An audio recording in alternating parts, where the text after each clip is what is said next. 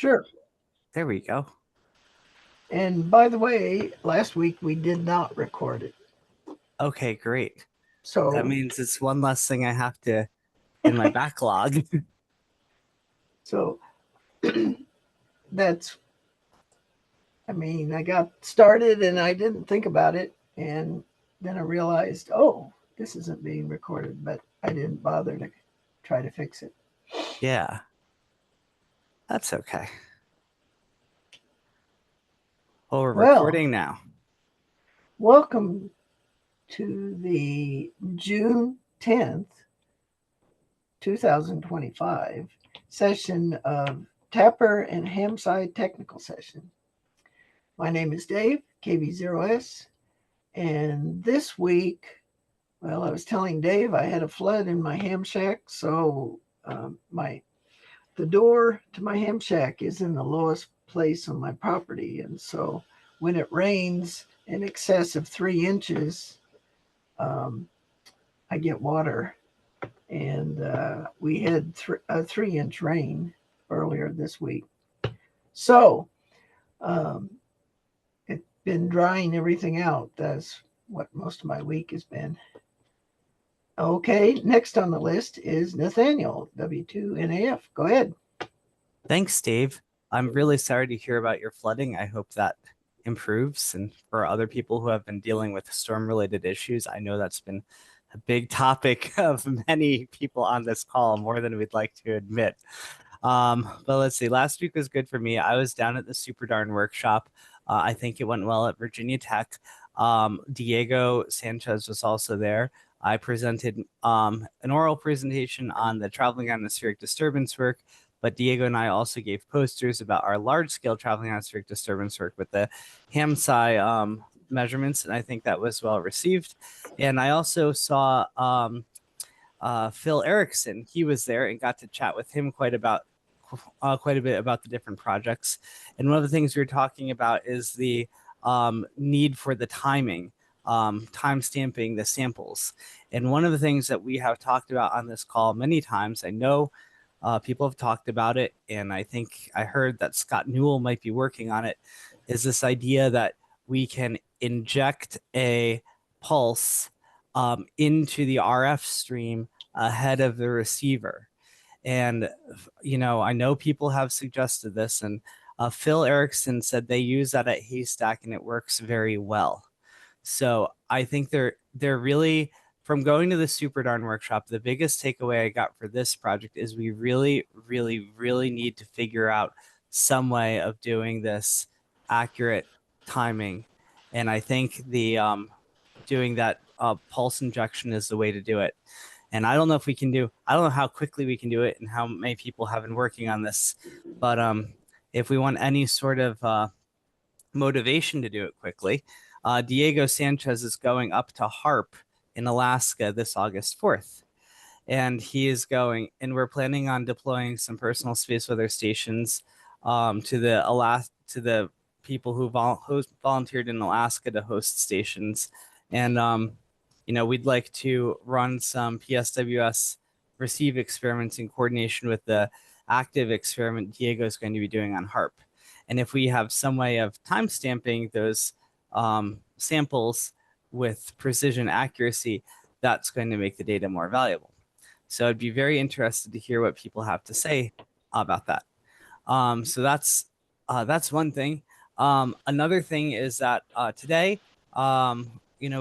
we have a team that meets on Monday afternoons at Scranton that consists of the Scranton people, people from NJIT on the telecon, and now also Rob Robinette and Gary. And we're basically creating a DAISY 2 assembly and deployment team.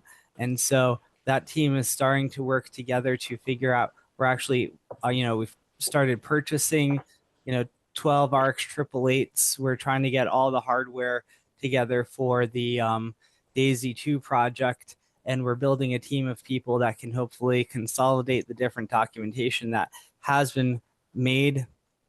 And between the Scranton team and the NJIT team and the volunteers, actually get that shipped out to people.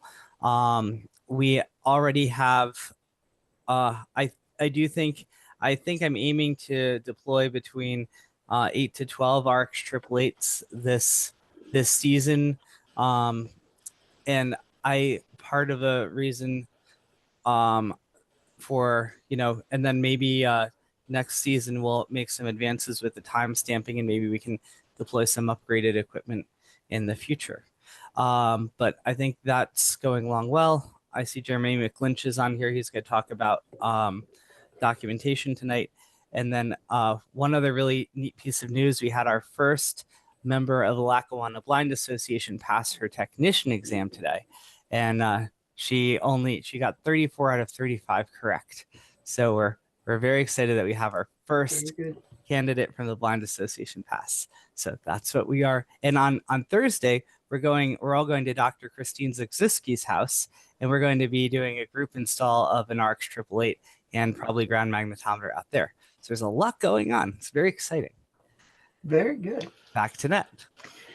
Okay, next on the list is Dave, KD0EAG. Go ahead, Dave. I'm here plugging away, mostly working on schematics right now. Not a lot to report, except to people who might have some interest in that very specific subject. But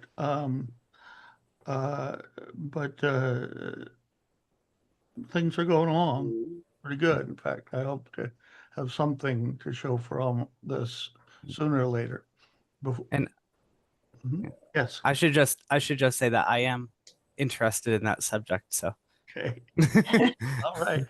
Well, I have some technical questions for some of my also co-conspirators on that one at some point. But yeah, it's plugging away, but my sense is that you are supplied with RX-888s for the moment. Are you? I am supplied with ARCS 888s for the moment, but don't let that lull you into some sort of. I am still very, very, very interested in a TAPR design. Okay. Well, the plan hasn't changed since we talked at Dayton, I think. Okay, good. Yes. Just because I have ARCS 888s now does not mean I am. Do not take that to mean I am not interested. I'm very interested in seeing a TAPR board. It's a very changeable world, and you never know. You never know. And I also, not only that, I think if we have a TAPR board that we have control of in terms of the design and the schematics, then when we want to do things like, add in time stamping or change the circuit or something, we'll be able to do it. And with the RX 888, we don't have that kind of control. So I think having a TAPR design is really important. I expect it'll lead to better understanding of some of the finer points of the interface too. Yes. But thank you for your work in the update. Very good. Well, let's go on. Next on the list, we have Scott Newell in 5TNL. Go ahead, Scott. Hey, everyone. Nothing to report, so you can go back to everybody else. And then next on the list, we have Dave H, W6OQ. Go ahead, Dave. Good evening, everyone, from Los Angeles. And I have nothing to report. Working on stuff for the house, but nothing to report for you. Okay. And next on the list, we have Phil Karn, K9Q. Go ahead, Phil.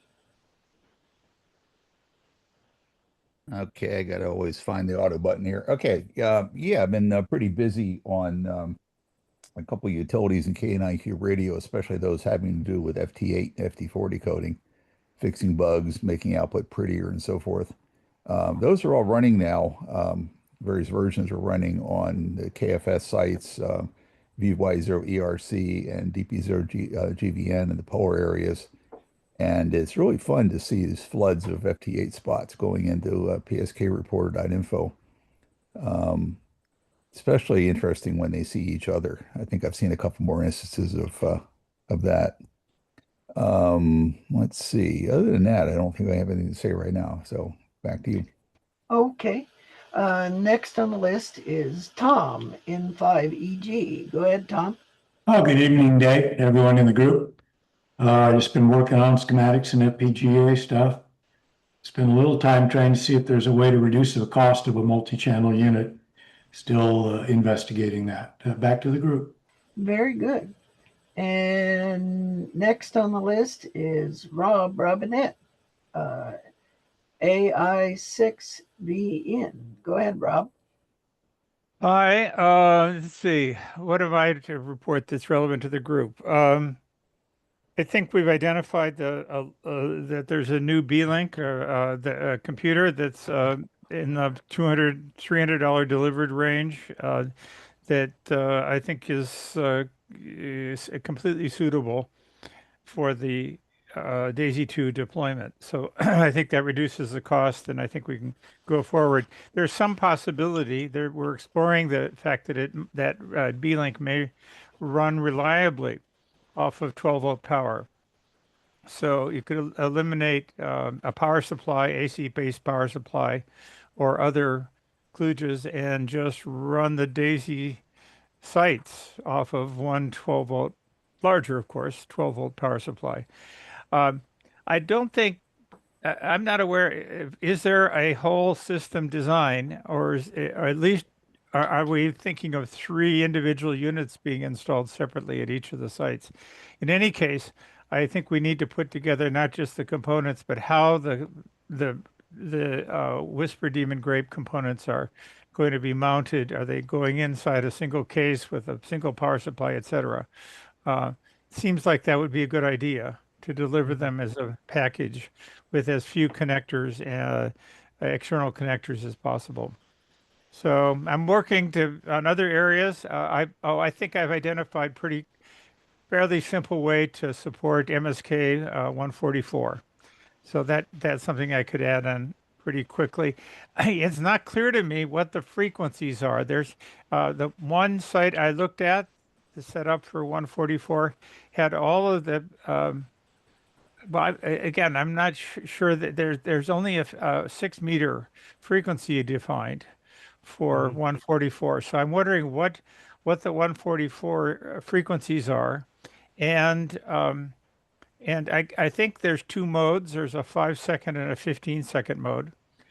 I don't think it costs much to just do both of them at the same time. So just the way I do whisper decoding and FST4W recording off the same wave files. But I need frequencies, especially the 10-meter frequencies. So that's but that's not holding me back. I can start with 6 meters, and I do have Andrew Rodlin on the East Coast has offered his site as a beta set test site for. He's running 6 meters already, so we can upgrade him to. So I think we'll have a lot of sites listening for 44. Who's transmitting is my question. How do I test that this thing is working? Because I don't have a transmitter. So Rob, there are a whole bunch of meteor scatter enthusiasts, and I just put a link into the HamSCI Meteor Scatter QSO party page, which lists the specific frequencies. Well, we have 6 and 2 meter frequencies, but I think we need to get you the 10-meter frequency as well. So our meteor scatter team can get that information to you. Okay, well, I really just need to know the frequencies and I assume both durations. I don't know what they're using. Maybe are they, if they're already spotting, I guess I could look in the Whisper.rocks or someplace for to see if there's, I don't know, modes. Does he include? No, he doesn't include. Okay, I'll have to ask Phil to include the mode. I don't know how WhisperNet encodes the mode for MSK44. They have a mode number that a spotter uploads. The site uploads a mode number, 1 being Whisper 2, or 2 being Whisper 2, 3 being 4W120, and so on. So there's a different. I assume they've assigned a number, but I haven't seen any MSK 44 spots, so I'll have to go look for those. There's a lot of Oh. MSK 144 activity typically on Saturday mornings, very early, like 6 or 700 GMT up until maybe 10, 11, 12 GMT, just because that's when the activity seems to be present. Okay, I see. Okay, there's a page. Okay, 10 meter, great. Okay, it does. 145 and 52, 260. Okay, that's what I needed. And I'll wasn't aware of the page. Okay, so that's back to net. I'm sure other things will come to mind, but that's what I'm working on. Okay.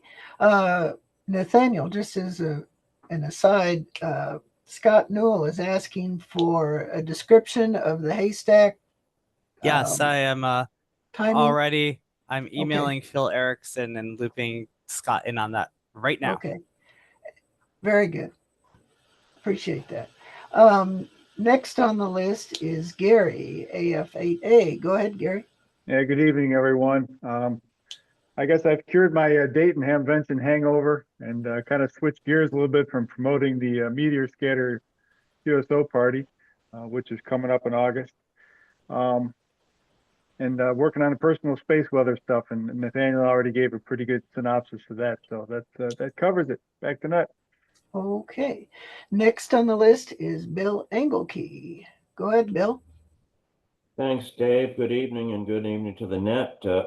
Nathaniel mentioned something about the weather, and we had more weather, and we had more weather and more weather. Just keep getting storms. You need to stop having weather, Bill. I know. I wish I could do that. I found a machine shop and welding place that does aluminum weldings. I may be able to get the twisted off part of the Aluma Tower center section, cut off the part that's twisted and then weld it back together. It'll be shorter, but at least it will still be a tower. Although I have found out though that I have a 62-foot vertical antenna with 100 radials on it, and I found it works okay. We actually had openings on 6 meters. I was able to work a lot of stations using that vertical antenna, and right now 15 meters is open worldwide. So anyway, had a lot of stuff going on this week. I worked a little bit with Rob and George on trying to get a procedure that would work, that would allow us to set up passwordless access using public-private key pairs, and I think we have a solution to that. It hadn't been worked out to be convenient yet, but maybe we can. I don't know, see what we can do to improve it. I worked a little bit today on drafting some requirements, as Nathaniel asked last week, about coming up with it's a tool that would have a web front end, an API. Basically, it works down to this. The RX888s would send a heartbeat to the central server once in a while, letting it know that they are online. And a science user would have an access to a web page that would allow the science user to see which RX888s are online and could select ones by picking them off a list and or by using a geofence and or by other means to send a command to create an additional new channel, after which the data would be uploaded as usual, and then the science user would be able to pull all that down using another API. So for special campaigns, we have understood that there is sometimes a need for special campaigns when something interesting happens on the sun. Another thing I worked on this week was calibration of the RX888. As you may recall, I did come up with a way to annotate the y-axis of the amplitude charts for the RX888 However, Scott Newell took a look at it, and he had run a calibration test and said the numbers were off by 16 dB, and said I could correct that by subtracting 16 dB all along the line. So I have a couple of examples of that when we get into discussion. When we get into the discussion part of the meeting, I'll show that and get some feedback as to whether this is what we want to use, or what should we do. So that's the news from Northport. Back to Ned. Okay. Next on the list, we have Jeremy McLynch. Go ahead. Hello. I have been on this call before. It has been a while though. I'm a research assistant at NJIT who's been helping out Nathaniel and just generally doing stuff with the Whispered Amen program, trying to get it set up with us.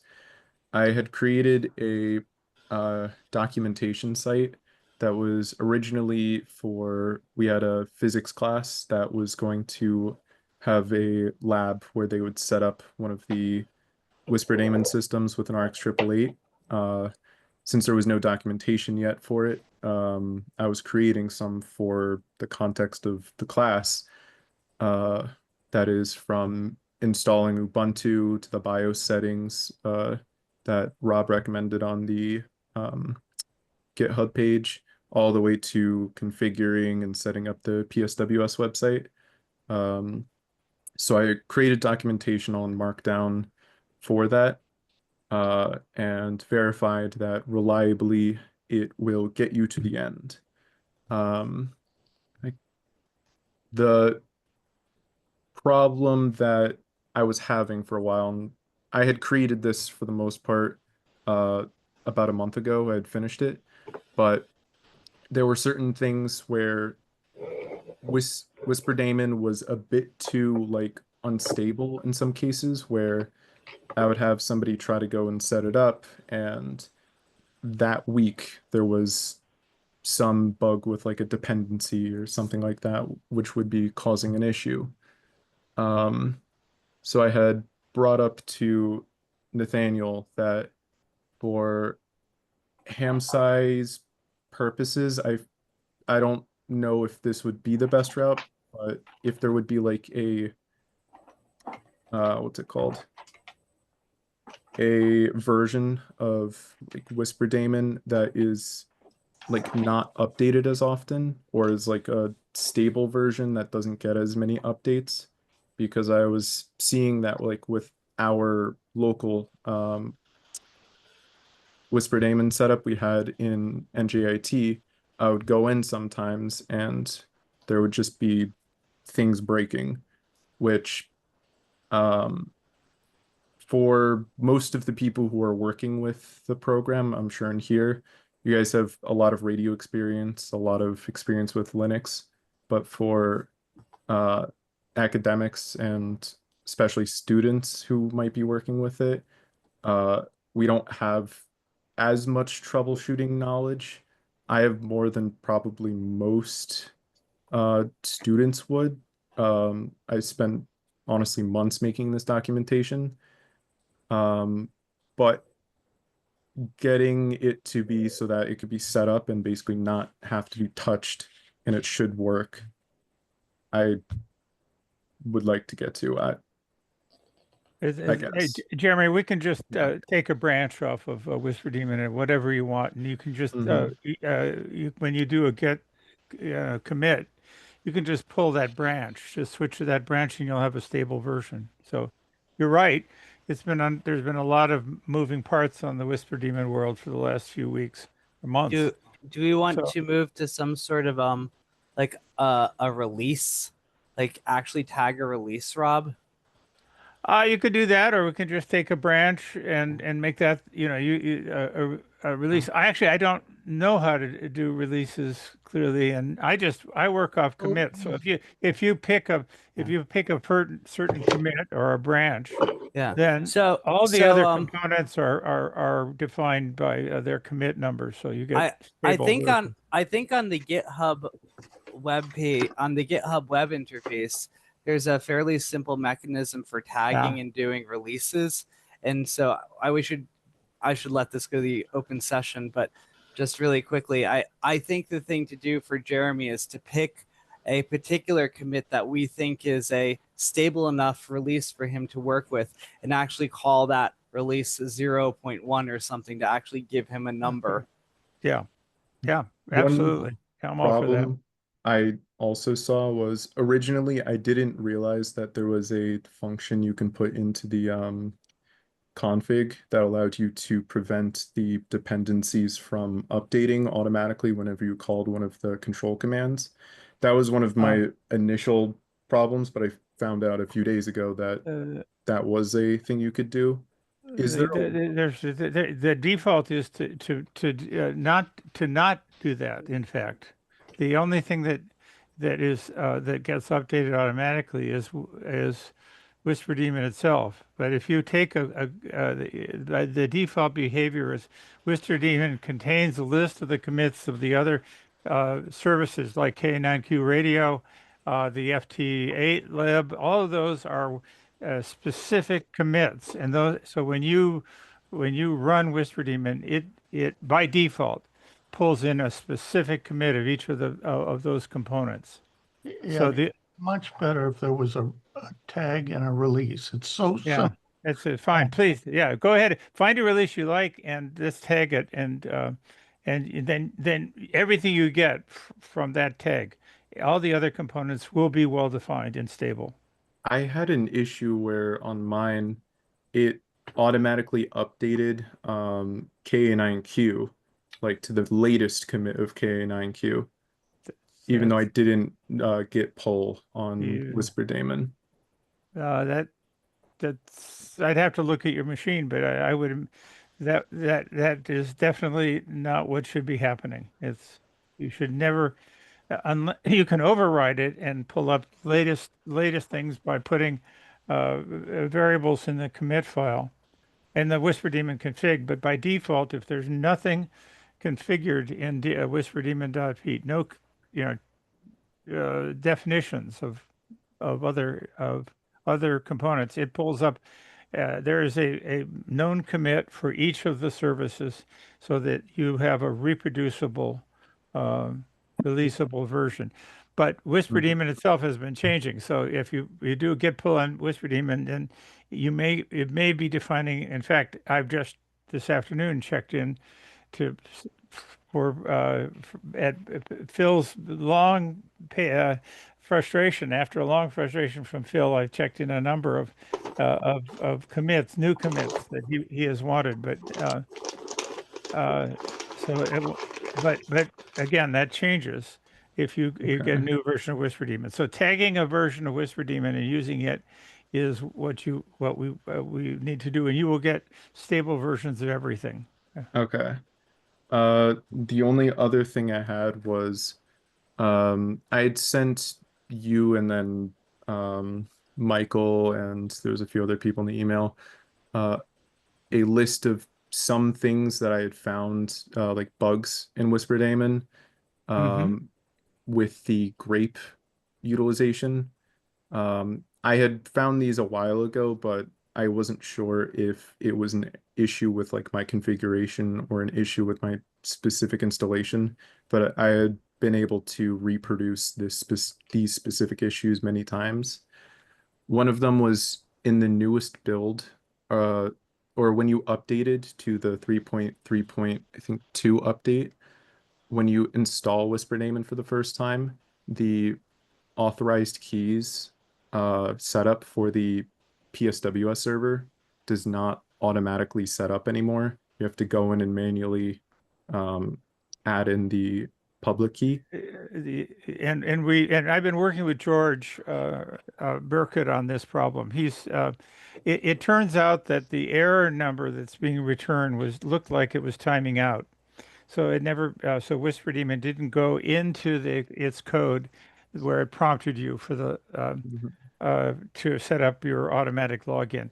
But there's we had I think Bill might know, we had a session with George and so on the other day, to try to, and George is going to go through it. Apparently, the fail to ban mechanism that's in place, it misinterprets the way that the sequences of operation that Whisper Demon performs. Mhm.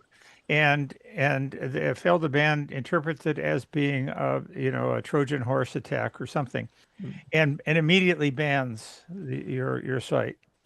And then Okay. that band event appears to be is interpreted but misinterpreted by the code as being a timeout.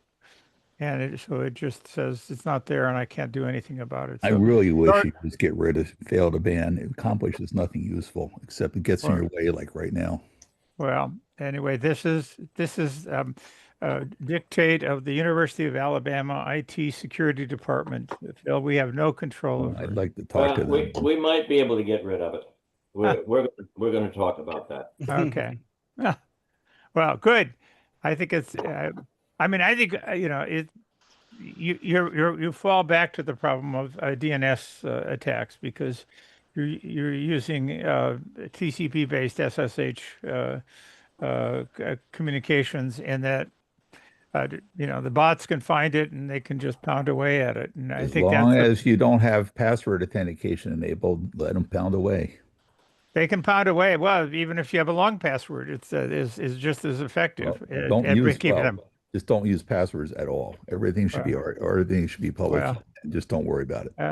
Well, that's what I said. Bill said that they view that as a I security know problem. security people. I was even one of them for a while. Every so often they think like the only way to make a system secure is to make it as hard to use as possible. Then their job is done. Well, anyway, Phil, you and Bill should talk to IT department and walk through that. I'll do whatever. And George Burkett is trying to address the fail to ban so that we can log in even with it. But anyway, Jeremy, yes, I'm sorry I don't think I observed your observation about this. But we are at work at trying to figure it out. It's not. I'm guessing that's probably the issue with something else I had noticed too, where after setting everything up, if you would try to upload the actual recordings that it would take, the 24-hour WAV file, it would fail. Since the 3.3.2 update, I haven't gotten the server to be able to automatically upload at all. And I would try to run the command manually, and sometimes it would upload it, but more often than not, it would just throw some errors. Yeah, this again, I think that this has to do with the fail to ban intervening in the process and interrupting it. Can we finish the roll call? Yeah. Okay, so I'm going to move on down the list. Next is Jonathan, KC3EEY. Go ahead, Jonathan. Hi, everybody. I had a fairly busy week. I have positioned all the components on my preamp board, or all the footprints rather, and I am getting much further. I'm satisfied with the layout, and I started running the traces. I also was learning what the best practices on text on the silk screen and trace widths, grid sizes, things like that. So I'm getting much further. So I'm actually quite happy with that. But I mean, I already work a full-time job, so I don't have the time that I would like to spend on this. So that's why that I haven't really gotten far on it. But I am definitely getting there, and I'm making a lot of good progress.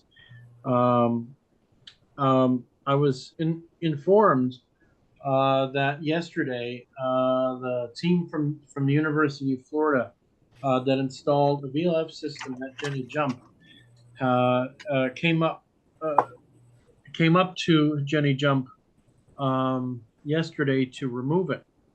Not sure why, but I had the site manager pass along my contact information.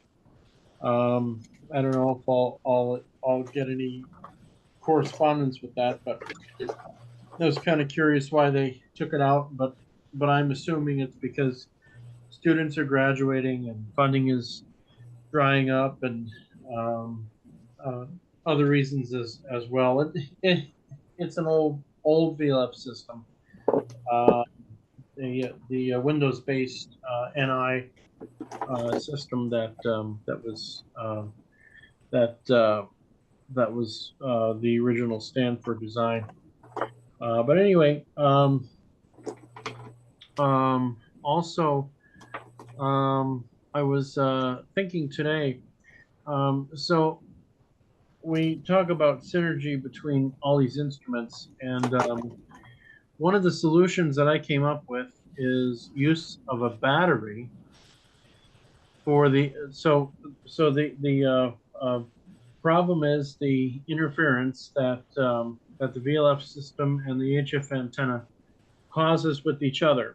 So the HF antenna has no isolation, and it pollutes the front end with power line harmonics, or the VLF front end, and the DC converter used in the VLF system creates a bunch of harmonic emissions in the HF band. And other than finding some magic solution or circuit that would deliver power out to the antenna with isolation as well as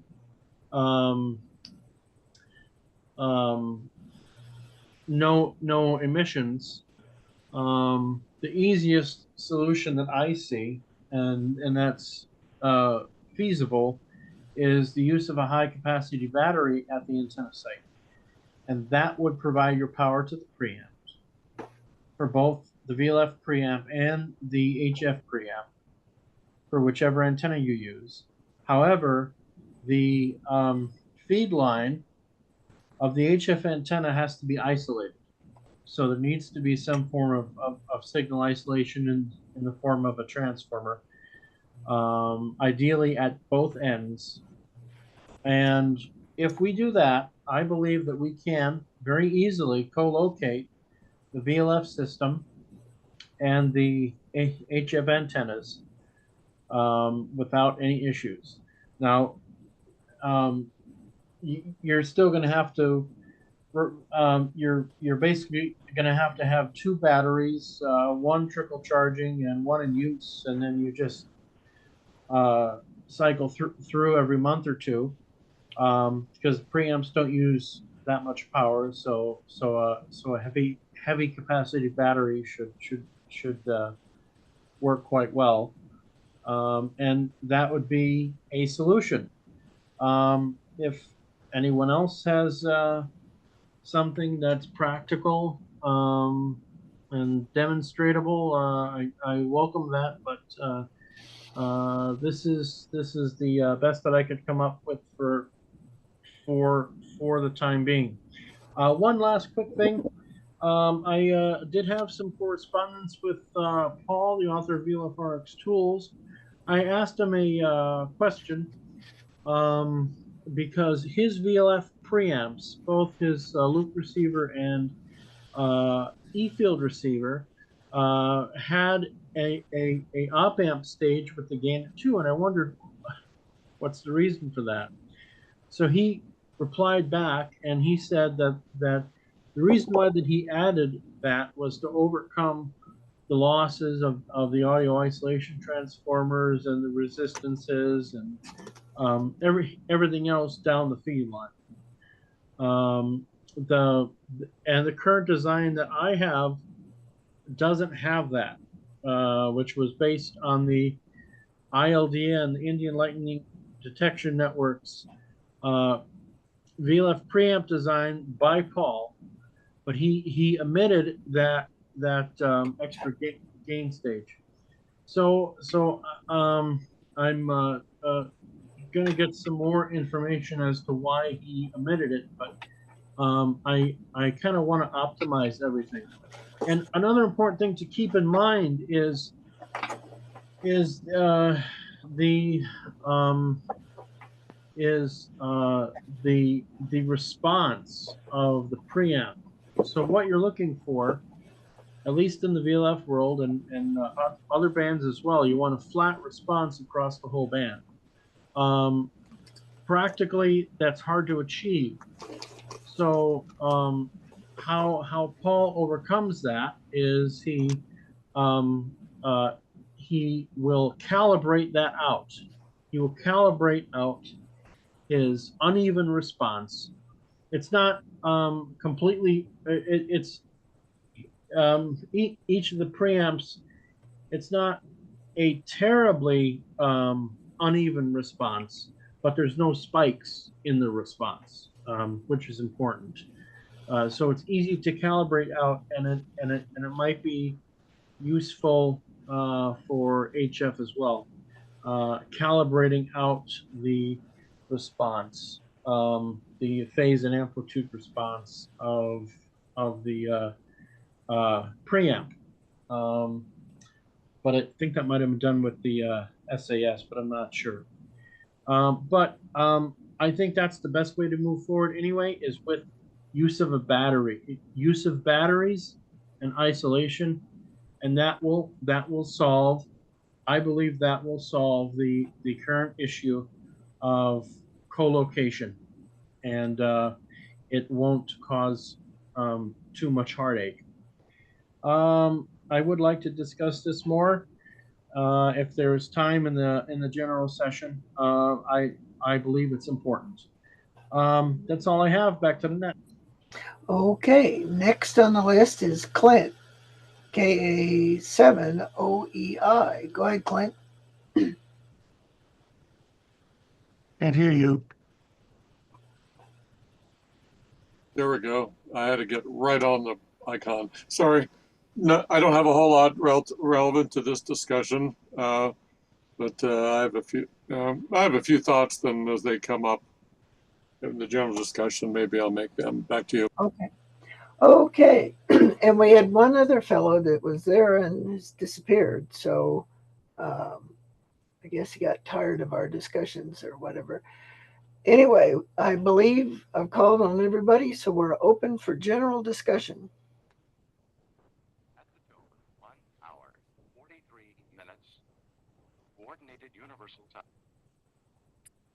That sounds great. First of all, Scott, Phil Erickson already replied, and he just gave a general description of what he was thinking. He said there's no real documentation per se.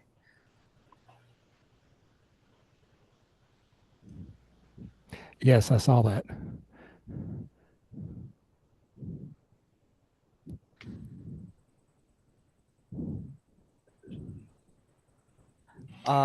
Yeah, go ahead. It seems like the person who writes it ought to say what they're doing and why. Don't all speak at once. Who writes what? To write out the data format with the time signal, it's basically documenting what you're doing. Yes. It sounds like nobody has a standard documentation yet. Right. So what Phil writes is, no particular documentation is available beyond the verbal description. Our Millstone Hill radar goal is not to inject timing, but to inject a phase-coded signal on a 10 megahertz carrier that is subsequently demodulated to achieve a numeric tag on each radar pulse sent out of our radar. But the concept is straightforward, though, for your application. Take an AM carrier and modulate it with a 1 pulse per second signal. Then demodulate the AM to get the baseband signal, search for a transient, and then you will recover the pulse per second edge, whose rise times is set by the bandwidth of the AM modulator. Then do that for a long time, hours, and sample the output with the RX 888. Fold the detected pulse per second signal edge on top of itself at 1 second intervals. Do all the pulses line up? Then you have a reliable timing pulse. Try it with a bench signal generator locked at to 10 megahertz and a 1 PPS signal fed to the AM modulator external input. See what happens. 73 Phil. And then he writes, P.S. As we discussed, once you've proved it with nothing else but an AM modulated carrier, then try mixing that with the RF you want to sample, placing the AM carrier frequency in a spot where it can get filtered out, say above the low pass filter cutoff for the incoming antenna feed. Apply a high pass filter to leave only the AM modulated tag, and then try detecting the pulse in the same way. For the first test, I might also not use the 10 megahertz, but some other RF center frequency, like 7.5 megahertz, to avoid getting any 10 megahertz nominal site standards floating around from the bench from mixing in with your modulated PPS signal. Or I guess in our case, since we're also trying to, detect WWV, WWVH, we also don't want to be using 10 megahertz. So that's the description we got from Phil. What do you think, Scott? That's not the same email I got. You got a lot more detail. Lot of that I have already done. He sent a second email just a few minutes ago, so maybe you didn't see the second email. Okay. Yeah, but you're on both of them. That's entirely likely. Yeah. Okay. So you're right. You've done this sort of thing already. Yes, I ran the pulse per second from the Thunderbolt directly into the antenna jack and ran it for like 36 hours. And then I lined up the pulse per second from the recording and, it was perfect. But that was at 64.8 megahertz. That's really good. So now the question is, can you combine that with an incoming, with a signal from an antenna and combine it, modulate it up to say like, I don't know, 58 megahertz or something that is out of what we're looking at right now. So modulate it up I'm currently at 13.56, which I picked because I had a 20-meter whisper filter from a Raspberry Pi experiment. So I thought that was fairly close, and I used that. And I've got the pulse per second either going through a Raspberry Pi microcontroller or directly to an XOR gate. And it's funny that he mentions up near Nyquist because Clint said exactly the same thing 2 months ago when we started this discussion, which I think is pretty funny. Huh. It's almost like he's listening to us. Or maybe they I had a 1 pulse per second. Yeah, instead of AM, which is what I originally had planned on, Phil and Clint suggested BPSK. Okay. And Clint pointed out that differential BPSK would be very easy to demodulate. And of course, Phil and Clint were exactly right. So that's what I've been playing with, and that works. One of the issues that I think Paul Elliott, who's not here tonight, needs to be in on this. He had some thoughts on it, is the bandwidth. As Clint pointed out, if you just run the pulse per second into an XOR gate at 13.56, you're wiping out megahertz on either side. And I think Phil's talked about the XX bandwidth, and, it's hard to pulse shape it when you've just got a PPS and an XOR gate.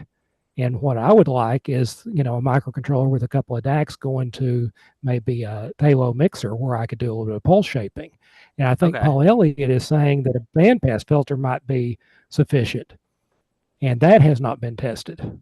But I've certainly recovered the pulse per second on the other end of the 888. Of course, right now it's, even at 16, 18 kilohertz sample rate, I see 180 degrees phase shift in one sample. So you get pretty accurate timing. But again, it's also, megahertz wide signal. Right. So that's where I'm at. But I mean, yeah. Oh, it's pretty easy to generate a bandwidth limited 1 pp XOR signal. You can limit it to wherever you want. I don't know if this is the correct venue to discuss the hardware, but it's dead simple. I did that on my version of the Beacon Blaster when I was sending out multiple carriers. Let me dig up a brief schematic and I'll show you what I did. So, okay. And then just if we, again, high level person here for a minute. So assuming that we got all of that pulse shaping, done well, and you could get that timing. I guess, Rob, do you see a mechanism where we could, or and Phil Karn, do you see a mechanism where we could take that signal in and then, stamp our samples, or do we just record that as a separate IQ channel and then save that with the rest of the data, and we let the people on the data analysts on the other end deal with it? Or can we incorporate the PPS information into digital RF metadata? I believe in end-to-end whenever possible. I mean, running the signal through as much of the same signal, running the time signal through as much as the path as the regular signal is always the best way. Right. Injecting things along the way is usually more complicated and is subject to errors from the parts that you're not using when you stamp it. Well, we would be going from end to end, because we would inject it right when, before it goes into the RX888. So you get this pulse per second. It would get combined with the antenna signal, go into the RX888, and then it would go through all that, and then somehow at the other end you would demodulate it, and then we would we'd record in digital RF metadata where the actual stamps are, or somehow align the Yeah, I mean, I try very hard to keep the outputs all synchronized with each other. The only way that might fall out is if the processor is so overloaded that some of the channels start to fall back. There's a ring buffer at the output of the FFT that's 4 elements long. Usually, there's plenty of time to complete all the channels in one 20 millisecond cycle. Okay. But if there isn't, then one of them may get delayed 20 milliseconds relative to the other. Okay. So as long as the machine is fast enough, that should not be a problem. They should all come out at the same time. The actual appearance of the packet will vary depending on when the thing is scheduled. But that will be just a few milliseconds relative to each other. But the important thing is the samples will still be synchronized. Right. The samples will still be synchronized. Yes. Right. Even though the packet may appear at slightly different times, the first sample in that packet should refer to the same time as the first sample in the other packet on the other stream. Right. And that's exactly what we need. Right. Yeah. So then what's the best way to actually store that in the data that goes up to Bill's server? Well, that's up to you guys. Well, that's what I'm asking. That's why I'm asking Bill and Rob. Well, this is something that is a little bit beyond our control, because it's really PCM record that decides the beginning of each wave file. So we'd have to have a way for PCM to record to detect. You keep trying to use PCM record to do things it really isn't well designed or situated to do. It should just give you a continuous stream, which you then worry about. Okay. Just have it. But how do you identify in a continuous stream? How do you identify the beginning, the first sample of a second? You have to do that with your one PPS. But that one PPS signal isn't part of that recording. Why isn't it? Because it's at 54 megahertz, and you're tuned to 10 megahertz. Okay, so you've got two channels; they're coming out together. I mean, didn't you say that the propagation delay varies by the bandwidth and everything else? Well, of course it does. Yeah. Well, then you'd have to have either everything identical, or you'd have to characterize everything very closely. I mean, what? Yeah, exactly. I mean, the filters should all be matched, so they have the same amount of delay. And because what point is there in having more accurate timing than your signal can really use? What's the point in that, right? I mean, your sample rate is 100 kilohertz. Why do you need timing more accurate than 100 kilohertz, or what tenth of a 10 microseconds? Well, not all channels may be 100 kilohertz wide.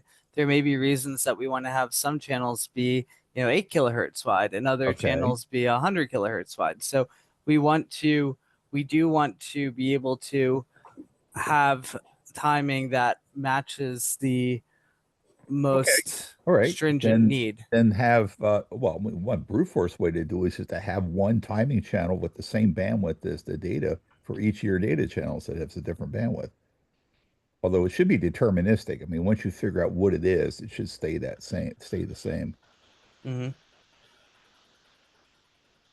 I mean, this is pretty deterministic. If you look at how I'm doing filtering and how I convolve, I mean, the delay in an FIR filter is pretty well determined by the shape of the impulse response and timings and sample. Okay, so we can have, so with the software right now, we could have one timing channel that we'll say is at 58 megahertz, and you can actually create two timing channels that are listening to 58 megahertz, but one that's like 100 kilohertz wide and another that's 8 kilohertz wide.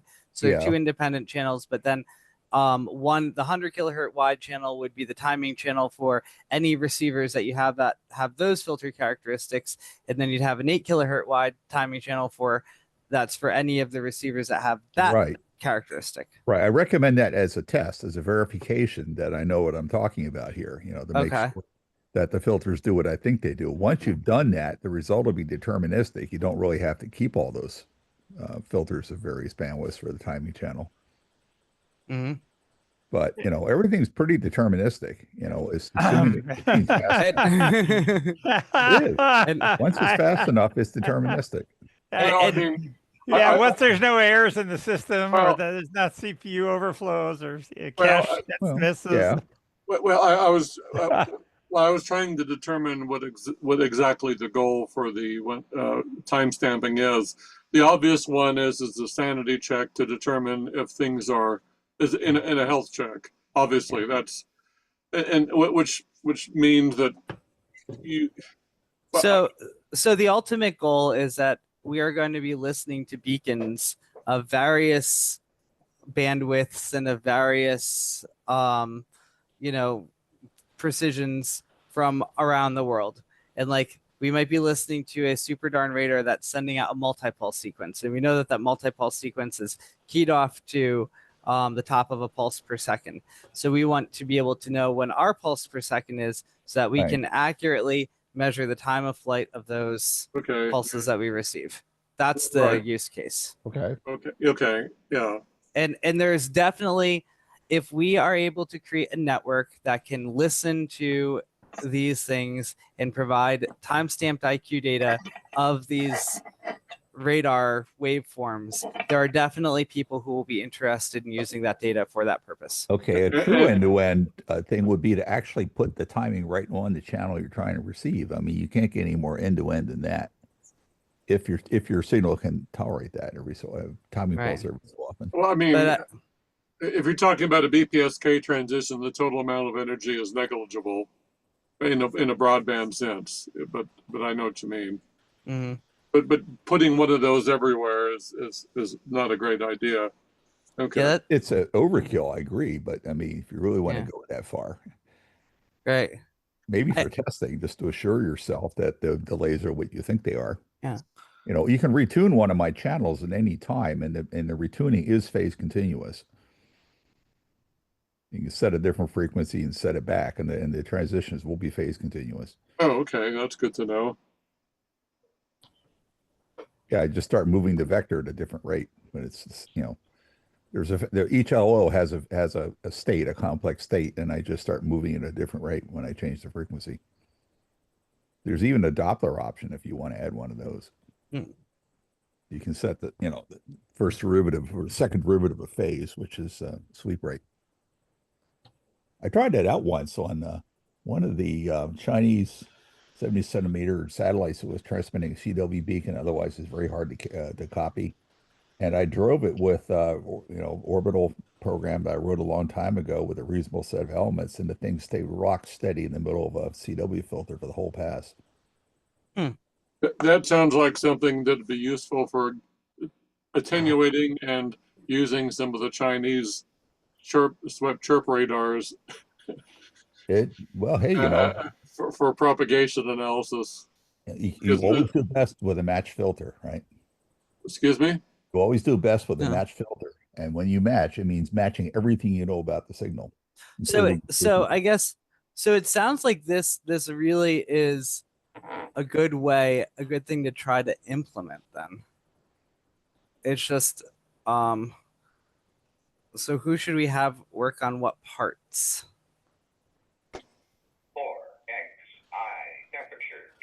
I know Scott Newell has started working on some of this, but how do we? So he seems to have some ideas about the hardware part. Who would be good to work on the software signal processing part?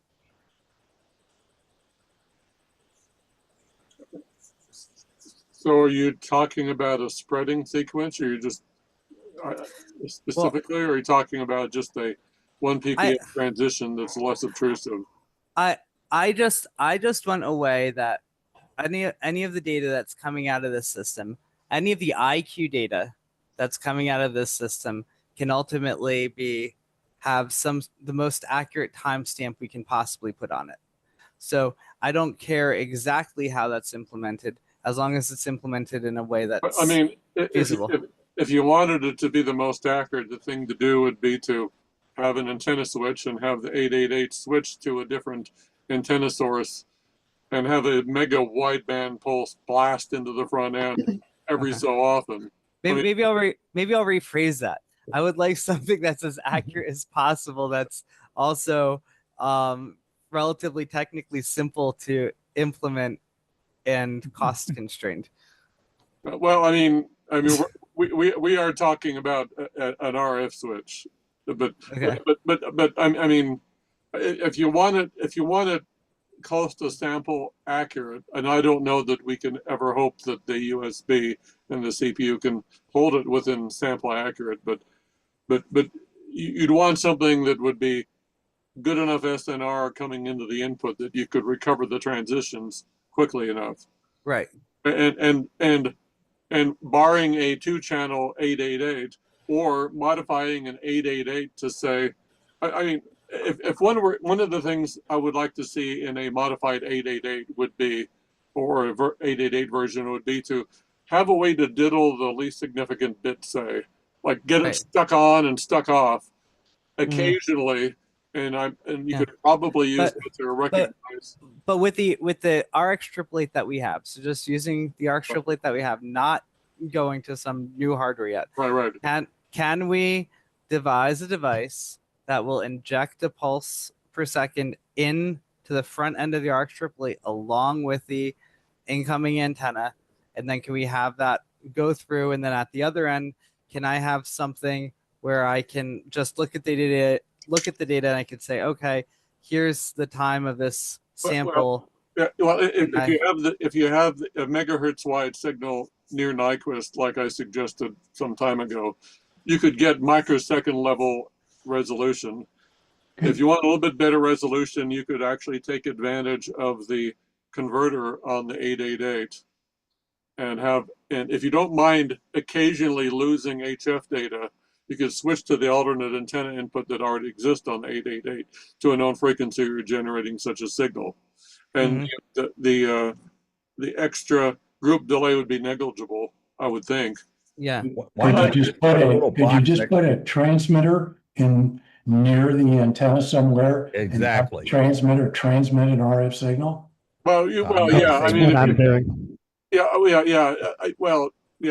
mean, low power FM signal. If you're going to do the Nyquist, do the near Nyquist thing, you could harmlessly mix that in with your RF and get away with it. I mean, because it's as long as you had enough SNR. I mean, like I was pointing out some time ago on the Northern Utah WebSDR, there's a huge notch in our low pass filter around Nyquist, and that'd be the perfect place to hide a local reference signal because there ain't anything else there.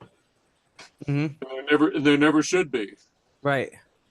I mean, I like that approach a lot. I don't like the idea of telling the person that they have to set up this other transmitter. I understand. Yeah. I think having a closed system, I like the idea of putting it close to Nyquist, and it sounds like it's a system where you could build a box that just attaches to the front end of the RX-888. And then So what we need to do is we need to make Paul lose even more hair by telling him to design a low-pass filter, elliptical low-pass filter with the notch specifically at our calibration frequency. So that, you know, he would do that. He'd probably sigh a bit, but he would do that. But that would be probably the best way. And it doesn't even have to be at Nyquist. It could be over Nyquist, you know, above Nyquist just a little bit. I mean, because it'll all come out in the wash. But yeah. Yeah, I mean, if we're talking about microsecond accuracy, I think that's the best. Microsecond precision, I should say, is a reasonable goal. And for HF, I guess what microsecond is 1.86 miles, roughly. I mean, yeah. I mean that's better than anything we can do, and probably hope to do in reasonable bandwidth receivers, except with SuperDARN, which hundreds of kilohertz, I guess, integrated over time, you could get microseconds.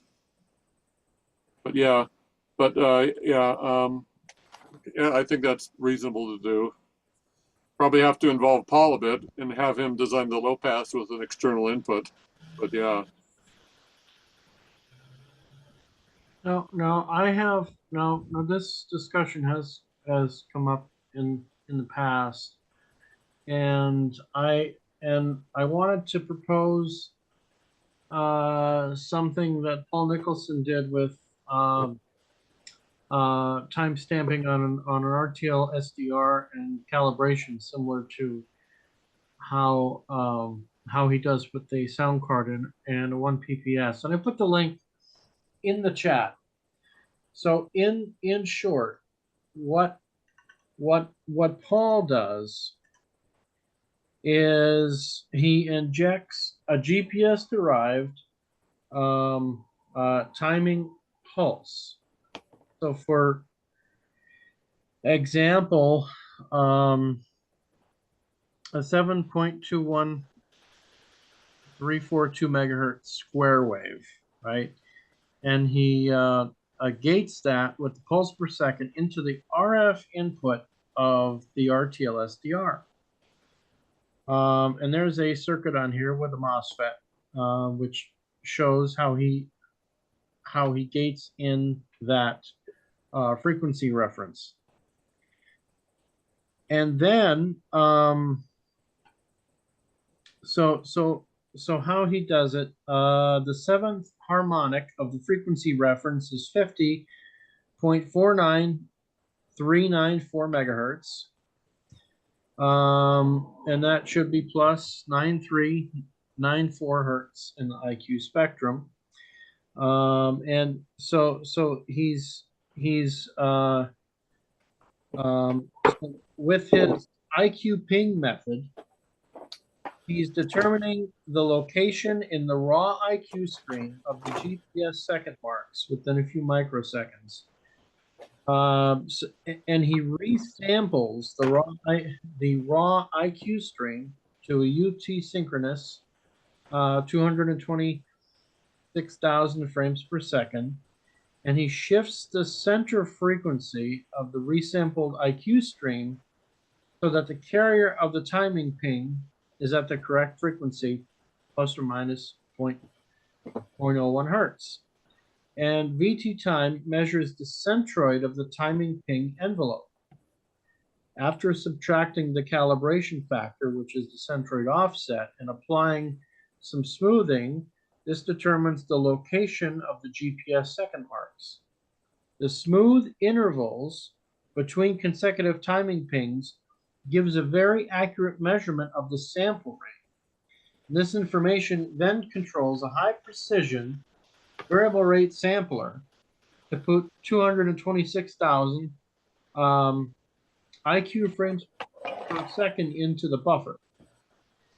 And he mentions even when the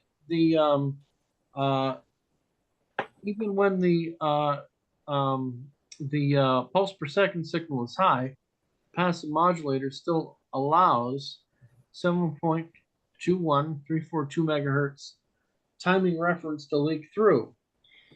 the VT time program makes full use of this to make accurate measurement of the carrier frequency.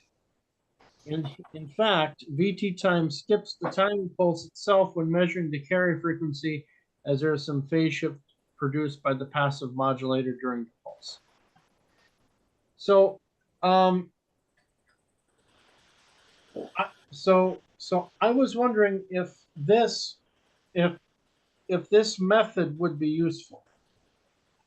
I remember being told no, but well, I mean, so what one of the things about modulation is he's ostensibly using OOK, on off keying, which is, as far as the modulation goes, if you want to get the best SNR and certainty, it is one of the worst possible choices, but it is also the simplest, if that makes sense. Yes, yes. So, I mean, I think what we've been talking about is BPSK or even QPSK, because, I mean, if you ran QPSK, say on one channel, the I channel, you could run, you know, a 1 hertz square wave, and on the Q channel, you could run something much faster, and then you could recover, and by default, you could recover the carriers all day long if you want, if that were important. But in this case, knowing the carrier frequency is irrelevant, because we already are GPS locked, and all we care about is the timing anyway. So to some degree, we have simplified this problem by already GPS locking our receivers. And in his case, it sounds like he's using that carrier's frequency. Presumably it's stable. I didn't see mention of it as a frequency reference for the drifty RTL SDRs. Right. Yes. Yes. Right. And in that case, the frequency stability is irrelevant in this case. So I think you know, like what I think what Phil has mentioned before, you know, a BPSK or a signal, or a signal of some complexity would be the preferred way to go, and I think that is what Scott's been messing with. But in other way, in addition to QPSK, you could just have a BPSK with a BPSK signal with the interval, the code interval of exactly 1 second, and once you match the PN sequence, you know exactly where it is, and that would probably be easier in hardware. I mean, you could do that with a reasonably precise clock and a flip flop, and to set your timing precisely, you know, and you know, something like that. Okay. It could be fairly simple hardware. Clint, Phil, help me out here. Paul has talked a lot about doing a PN sequence with this BPSK, and I'm just doing, you know, 1 pulse per second. What is the advantage of the PN sequence with the signal noise ratios we're talking about? Big advantage. You can make the sequence repeat over a much longer interval than just 1 second, so you can integrate the result much longer too. Right. So, well, the simplest way to explain that would be is, the faster you go, the more transitions you have to do something with. Right. I mean, you have the more frequently you repeat something, the more fully. I mean, like if you had a fifth, say you had absolutely. I understand that. What I'm saying is, if 1 pulse per second BPSK is already detectable, do you need more edges to improve your signal to noise ratio? If you're already there, does it gain you anything?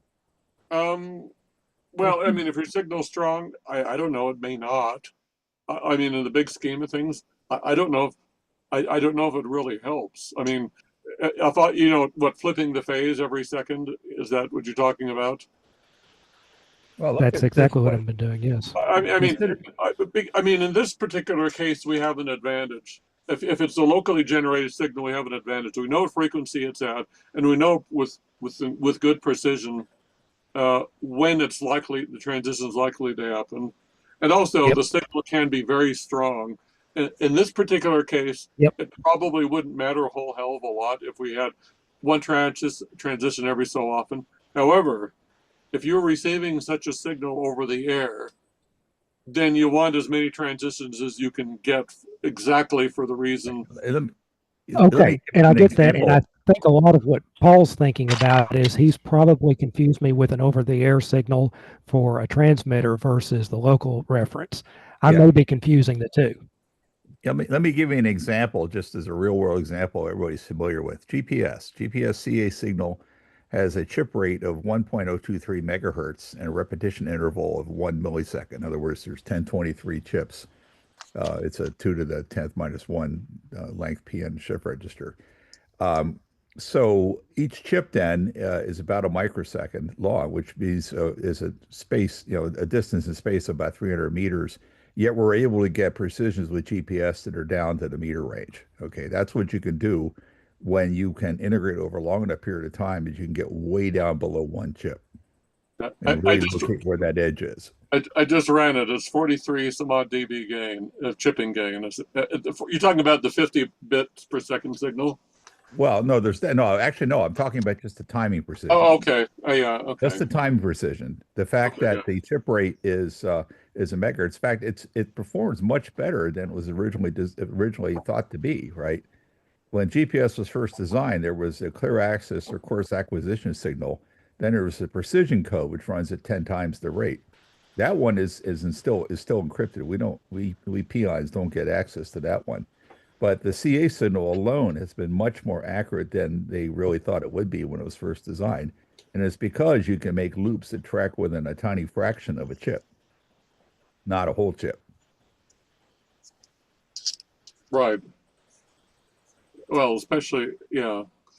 So I guess proof of concept wise, there's probably nothing wrong with the 1 pulse per second at a local signal, because I mean, we will have a hell of a signal noise ratio to deal with in that particular case. I mean, yeah, I think Paul's talking about some kind of direct coupling through the antenna with some attenuation. Right. So and especially if you're up near Nyquist, like you suggested, you can have a 30, 40 dB signal noise ratio probably.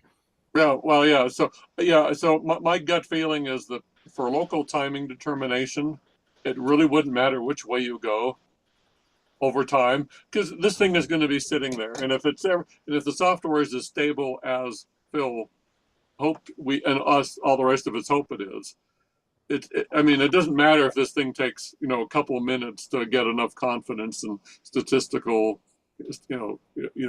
margin down to get, but it would converge a whole lot faster if the chipping sequence were faster. I mean, 1 pulse per second is a chipping. Well, I don't know that you call it a chipping sequence, but it is a. I don't know what you call it. It is a piss poor chipping sequence that's very predictable, that doesn't spread. I don't know what you call it. But well, when I decoded it, I didn't even bother windowing in time. I just looked for the edges, and I rarely saw any errors. Yeah, I mean, if you have a massive SNR, you have the luxury of doing rectangular filtering, essentially, I think is what you did, right? Yeah. I mean, you did like a boxcar rectangular filtering. Yeah, I think. In other words. No, I just go sample. I just went sample by sample and looked for the phase shift. Well, I mean, what would that be? That'd be rectangular filtering, wouldn't it, Phil? Essentially. I think so. Yeah, which will have a comb response. Right, yeah. I mean, which is fine. If you have the luxury of a massive SNR, you can get away with that. Yeah, massive SNR can do anything. Right, yeah. Exactly, yes.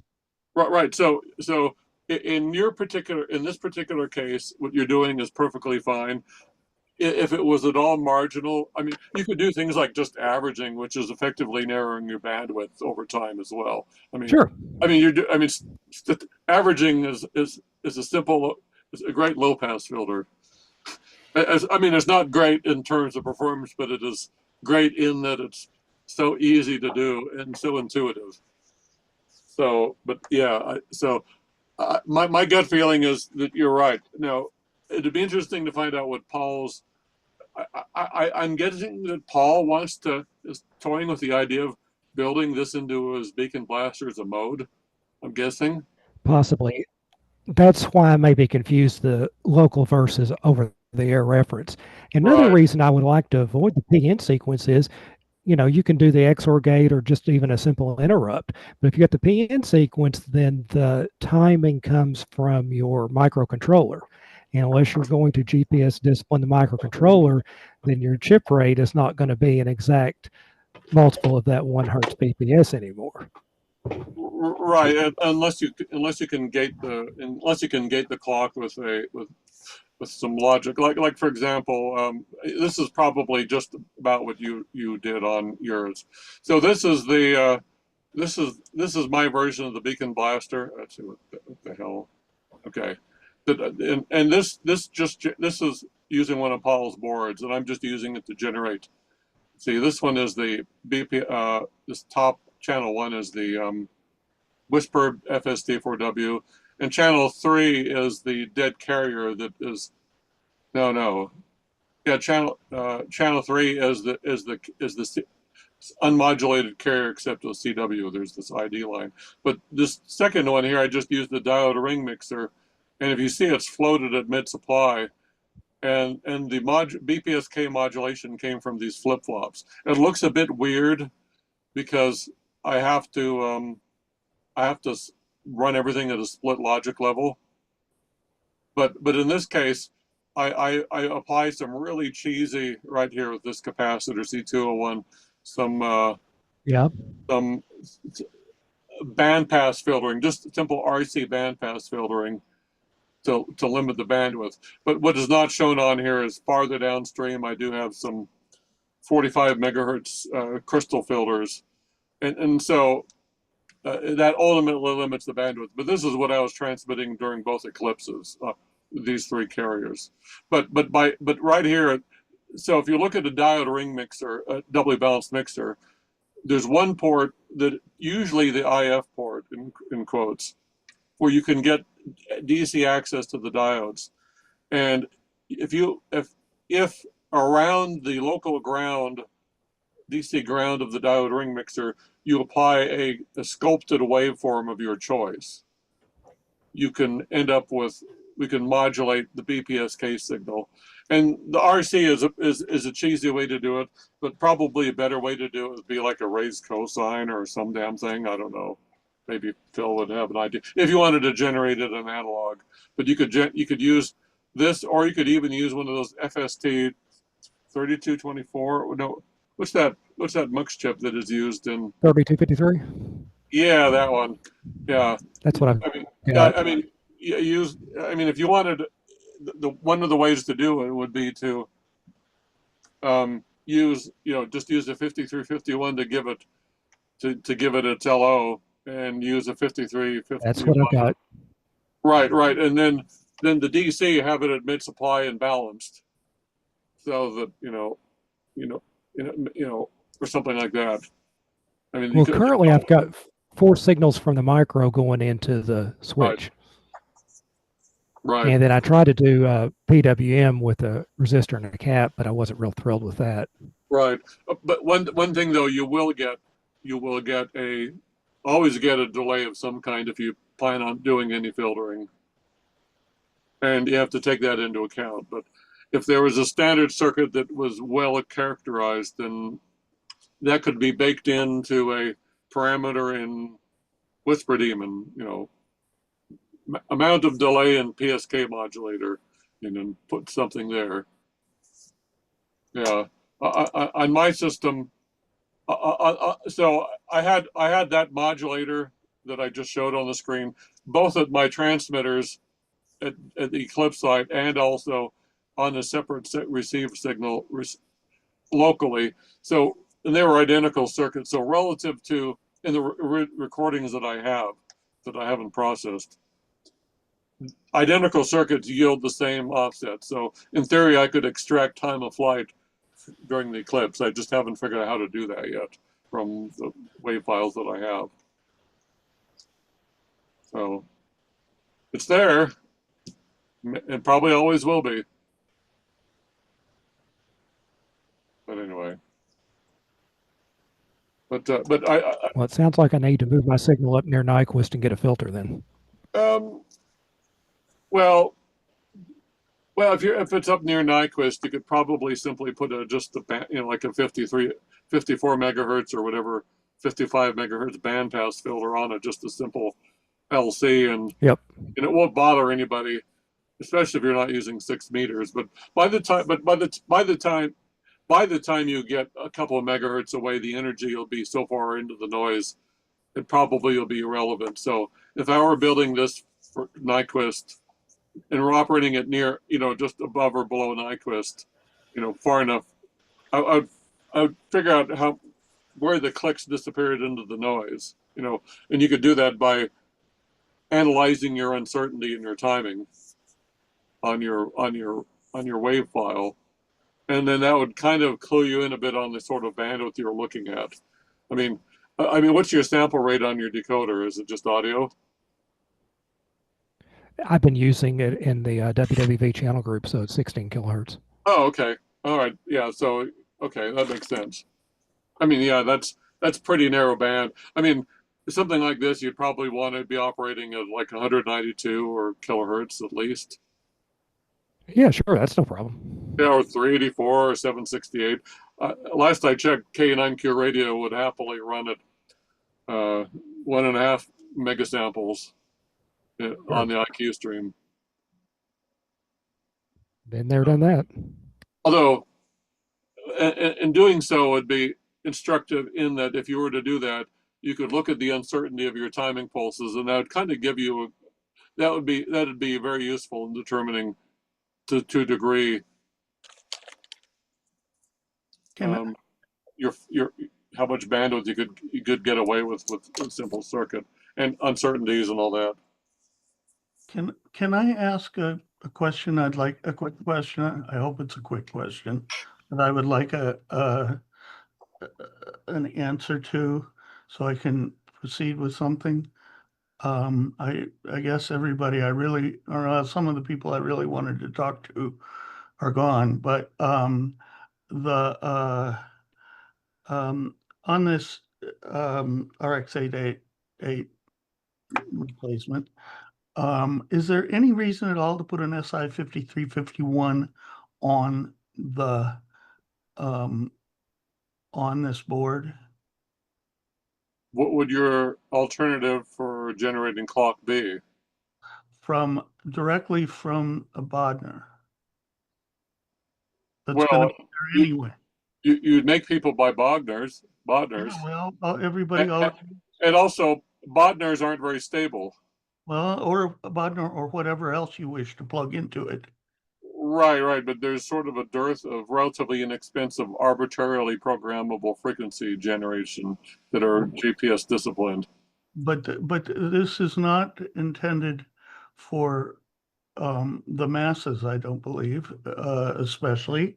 And, we're already putting an SI 5351 better design than I can do. This is the latest of the Bodnar variants that's come out, and it's got pulse per second and the other. And why do I regenerate that? Since I don't need I don't need VHF clock. I don't need any of that nonsense. Why put that on the board at all? Is it what's the downside of having it? I'm just trying to figure that out. The FX3 code is already there. Complexity and expense, and I have to sort out all the parameter values, and I have lots of other things I want to do. What is it? Franco, I guess, has exercised the FX3 code to give you exact, or somebody has to give you exact, you can get exact divisors so you know exactly on which frequency the 5351 is operating. From a complexity, flexibility standpoint, it sounds like it would be worth retaining. I want absolutely minimal, but it sounds like your trade. I don't want flexibility. We've got that flexibility already if we want it. Right. It's stuff that breaks. But it sounds like you're offloading complexity to another bespoke device, like a Well, bot. yes, but we're already using those in absolutely every case. I don't use one. But anyway. Does Rob know that? Well, well. No, I mean we're talking about the DAISY deployments here, and Dave is correct that we could do this. I could caution you that the interface between the external Bogner and the internals of the 888 is extremely delicate, as Clint knows better than almost anyone. So Well, you're going to have to do some isolation in any case. Got to do that either way. Well, I mean, you're talking. Yeah. I'm trying to. I'm trying. I mean, I'm trying to understand whether or not the 5351 burden is enough to get rid of it. I mean, it offers an immense flexibility. I mean, if you're talking about institutional use, there's a lot of places that have 10 meg or some similar frequency reference available already. And plus you talk, but I don't know. I mean, to me, the 5351 simplifies the use of the 888 to a large degree, because you can theoretically use any arbitrary GPS DO you like a Z-Box or anything like that. And to hamstring is a bit harsh of a word, but to kind of lasso yourself to exactly using Bodnars as your clock generator seems like less flexibility. It also lets you use any reference you want, right? That's your point. Right, yeah, and anything that would let me use, and you can also change the sample rate of the A to D if you want. Anything that would let me not use 10 megahertz as my station reference would be a good thing. Right, and also practically speaking, I mean, I don't know if you'd want to do this, but if you wanted to build the BPSK time reference into the 888 replacement, you could certainly use one of the 5351 channels and XOR it, and then you'd have, and all you needed, and need to do is supply 1 PPS. Although the Bodnars that I have are terrible 1 PPS references. I think they have improved that. This Okay. one that I was just waving around, supposedly addresses some of the previous problems with that. I think that's what I understood. Right. Yeah. I have the 2 input one, and the 1 PPS varies by quite a bit. By tens of microseconds, and it repeats, I think, in a 16-second sawtooth, I think. Whatever. I just don't see, if I want to clock the A to D, if all I'm doing is clocking the A to D, and I set that, I can set that either in the Bodnar or in the 5351. But the Bodnar, as far as I'm understanding, just has a 5351 in it that you set. And that I'm really not doing anything useful by adding a second one in the chain. Except, causing the problems we've already seen. And the most generic, as far as I'm concerned, this is a A to D connected to a USB, a fast USB. That's really all there is. And other than that, it's just keeping the inputs from destroying the internals. And I'm not trying to build some cute radio. It's a module and in a chain. Well, Is software compatibility with the existing FX3 firmware an issue? I Because don't not to think it would speak for be, but Franco, but I believe the current. I'm, Okay. I'm almost certain, I want to put a couple of things into this that probably involve, especially if I put the 5351 in there. I want to, I don't know.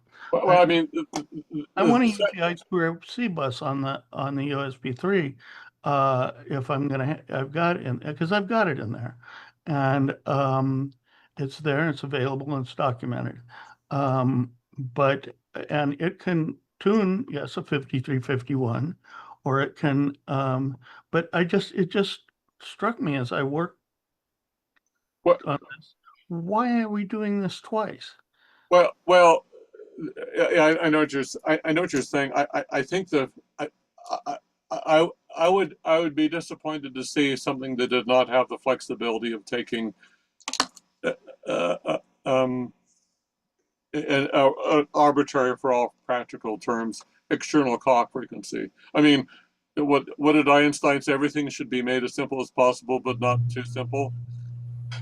And I agree with that, but Right. this is a question of what's too simple. That's why I'm asking. Right. But I mean, I haven't heard a case yet really that convinced me that, if you want that kind of double tunable flexibility, first place, well, I mean, certainly, I mean, the complexity and the cost are kind of irrelevant because 50 through 51s are not expensive. no, And the code is already there in the FX3. it's the chip is not expensive, but the board space is in my valuation of things. Okay. And the complexity has a cost, an inherent cost. That's all. Well, maybe I'll put it in there and I'll just do not populate it. Or yeah, I mean, If I put but I do have to put, should I put a default crystal in there?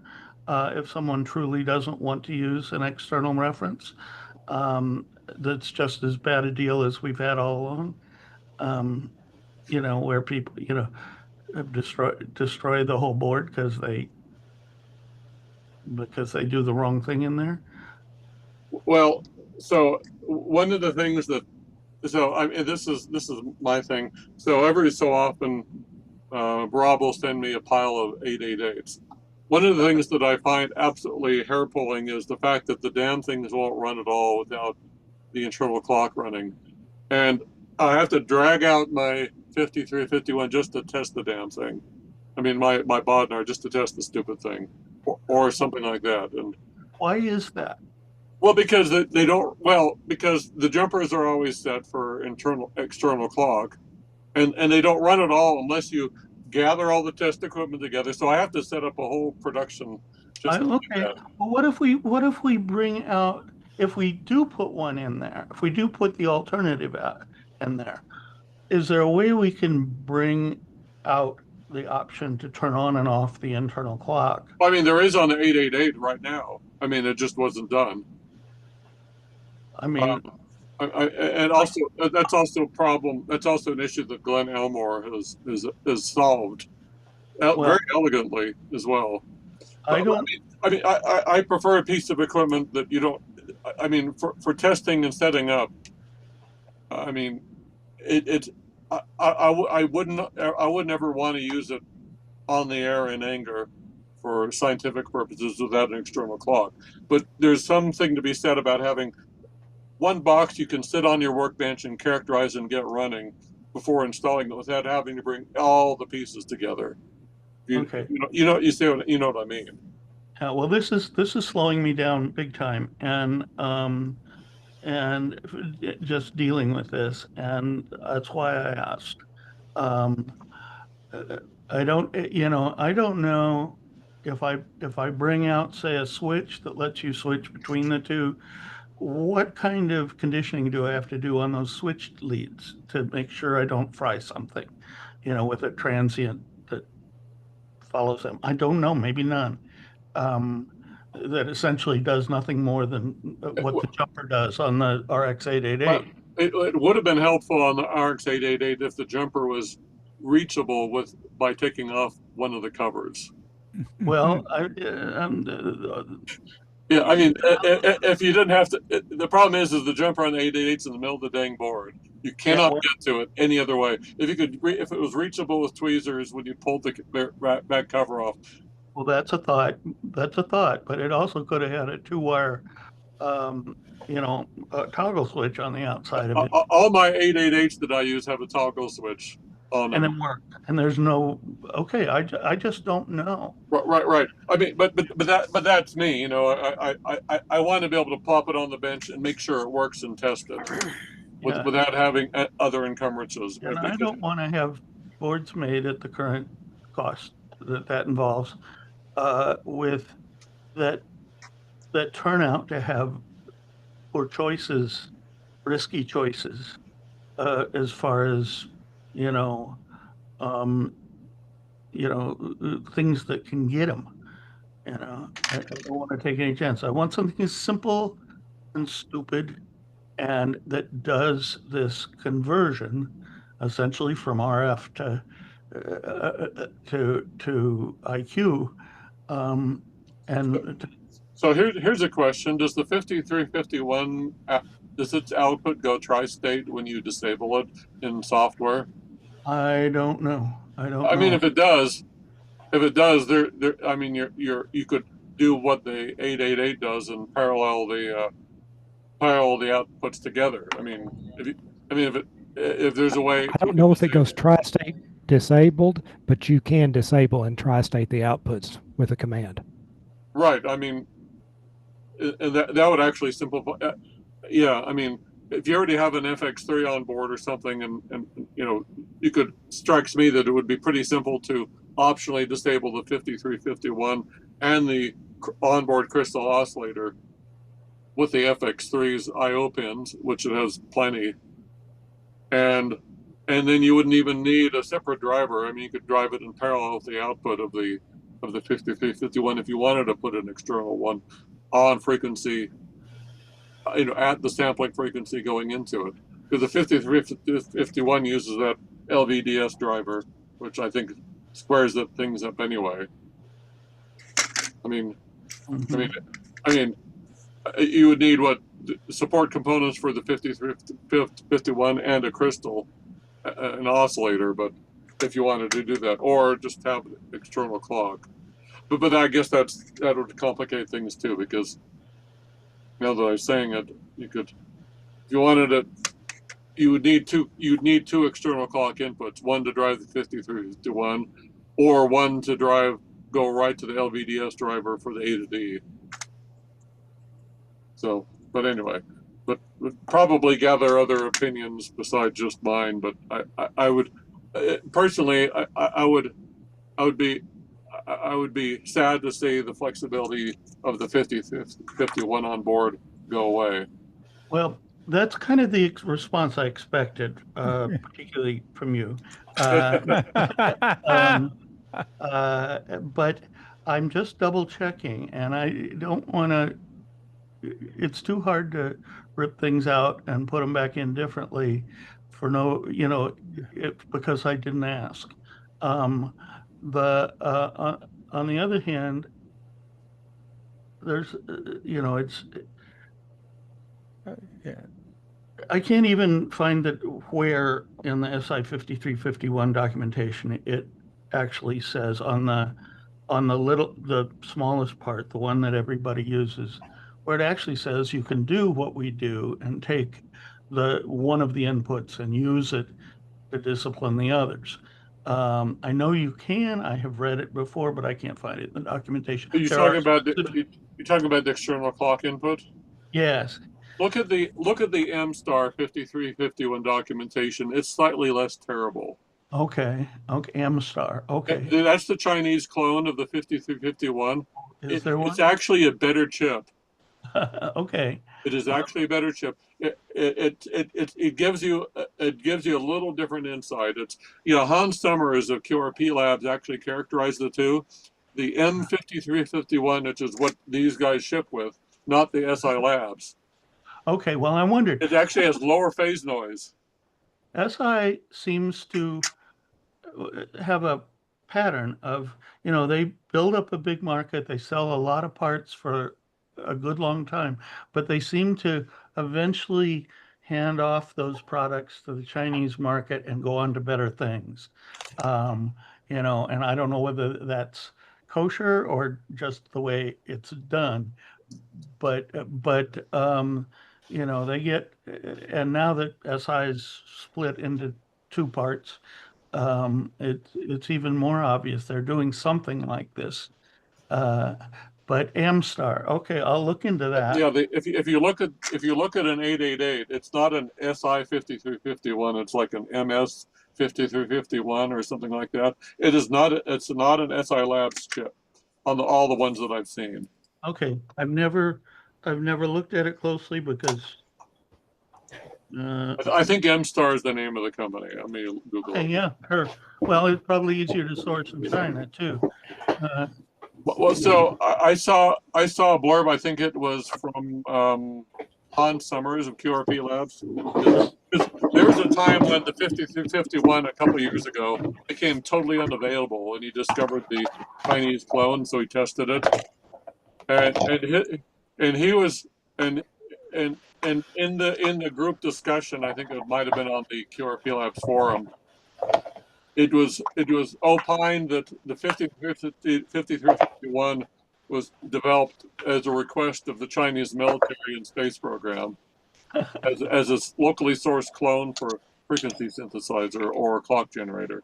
I don't know if that's true, but that was the. Well, SI, you know, SI Time or SI whoever, you know, has a whole lot of other ones, and Tom is looking at a different chip for what he's doing that has a lot more outputs. Right.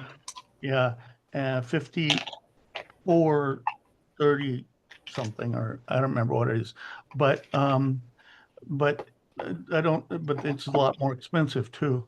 And I assumed, now partly I wanted to know what Nathaniel thought about this. If you know, he thought a kit that was built up around just standard pieces had any, you know, if he had any feeling that was more suitable than ones with predefined, you know, with as much functionality built into each component as possible. Also, to answer a question I think I heard, I don't know, somewhere, maybe Rob saying something, is there a way to package some of these components and probably others differently so that they're easier to send off to be deployed for certain kinds of, you know, for certain kinds of users. It's not a very profound solution, but I know that I've been playing with these little home lab arrangements, these little the things. I think Dave Larson had one of them at the Tapper booth at Dayton. They're different kinds of racks, you know, 10-inch racks. They're not the exact audio 10.5-inch racks. They're just a little narrower, but it's a big thing with a certain number of people, but they're very convenient. They're standardized wide, you know, and 2 layers, and you can get a lot of pieces for them. Then put it together a lot of ways. You can build your own, but I put everything in a package like that with everything already wired up and ready to go. I just wanted to throw that out there as possible. If I didn't know if that addressed any of the concerns about packaging of the whole kit in any way that you found it. You know what I'm talking about? Are you asking me? Oh, well, I was actually kind of asking Rob. I don't know. I don't know anything about HomeKit, so I can't comment. I think it's more, you know, an issue Gary or other people who are the Oh, group it that's was responsible put them together. I think. maybe it was Gary. Yeah. So, well, I mentioned it, the importance. It seems to me that we need to put it all together and not have people at home connect the Somebody's got output their of the mic open. yeah. There's something that's we don't want to have a user at home connect their Bogner output to the SMA, RF SMA input or the VHF. We need to put a cap on the VHF input of that makes it clear that that's not where you connect anything. I've done that plenty of times. Plugged in the antenna into the VHF input of the 888 and said, "Why is there no signal?" Well, I just keep forgetting. But one other thing I'd mention, Dave, is that Glenn Elmore designed an interface, external clock interface for the 888 that I think you might consider in your design because it includes a high precision, but internal oscillator, and it automatically switches between that oscillator and the external clock if an external clock is applied. So there's no need for jumpering. You can either use the internal clock or you connect up the Bogner and the thing phase locks to the Bogner, and it's a very simple little circuit. And I'll put the link to Glenn's page. Scott. He has, Okay. let's Yeah. see. Okay. Go ahead. Hold on a second. That'd be good. Yeah. Let's see. This is, and I know that Glenn has looked through and found the relevant page on about the 5351's external clock, the way you can use it. So you might, all of the schematics and PC board layouts are there on Glenn's page. I've seen that documentation at some time myself. Yeah. I know it works. I think I've Yeah. even talked to John Ackerman about it. Yeah. But and I can see that we do it all the time, but it was just kind of bugging me that I couldn't find it. Well, you might ask Glenn, suggest that you're considering incorporating his circuit into your design, and that would solve the problem that Clint had, and many of us have, which is we're not sure the external clock is working properly, or that it's damaged. If the circuitry, this is Glenn's design provides isolation and automatic switching in one little package. It's a few parts, but it's I think it's a few dollars, but I think that it would eliminate that whole is there a clock running? I mean, you can, because there's the single biggest problem with the AAA says the clocks section's been hosed. Yeah, I know. By misconnecting the external clock input, and Paul's circuitry does work. But well, I was incorporating Paul's stuff in. Yeah, well, Paul's does work, but the switching using Paul's requires you got to open the thing up and slide it out, and pull the jumper, and the jumper got lost, or it's was hanging off of one pin and it dropped off and has been rattling around inside the AAA case, and people think something broken inside. There's all kinds of that use of a jumper to switch on the internal clock is, I think, a undesirable choice if you could avoid it. And I think for a very small additional cost, you'd eliminate all those problems. I even have another radio designed by somebody else, some guy in Poland, that I think he did exactly the same thing. Not an RX-888 at all, one he designed himself. And it worked great up until the point he hooked it up to an external clock, and then it died. Yep. And he gave up on it, and he sent it to me, but I haven't ever done anything with it. It's a different ADD. Okay. But I'm tempted to send it to Clint. Well, anyway, that I suggest you look at Glenn's design and contact him if you want to actually. He may even. I wonder if he references it someplace in this. I haven't really read it since I Okay, this well, document. so this is, okay, yeah, here it is. Well, I mean, if you want to detect an external clock source, it takes one or two discrete bipolar transistors to do so, and Yeah. the presence or lack of it could easily engage an output enable line on an oscillator. I mean, Well, that'd be great if, but it just needs to be someone who's more confident of their chops in this kind of an area than I am before I'm gonna stick my necks out. I want somebody to tell me what to do, is what it really comes down. so Glenn and I talked about this at some length probably 2 years ago now about an 888 equivalent. And optional internal clock, so you could test it, or just use it standalone. No converter, switchable jumper would be fine. Switchable 30 and 60 meg low pass filters. It would be nice if it had the shelving filter like what Paul has already built into it, because a lot of antenna situations you would want that anyway.